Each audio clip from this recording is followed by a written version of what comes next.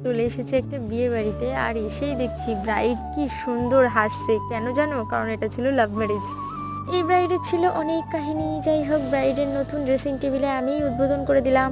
পকোড়া ফুচকা খেয়ে মা আর আমি খেতে বসে পড়েছি। তারপরে দেখো, এখন আমরা একটু বসে সেলফি তুলছিলাম, তো মা বুঝতে পারিনি যে আমি ভিডিও করছি। তো যাই হোক, এরপরে আমি একটু বসেছিলাম কারণ আমাদের ছিল ফার্স্ট ব্যাচ। কারণ বাবা বলেছে ফার্স্ট ব্যাচেই বসতে হবে, তো কি আর করা আছে। যেমন ফার্স্ট ব্যাচে বসেছি তেমন বোঝো ঠেলা। তো চলো আজকের মেনুটা দেখিয়ে দিই।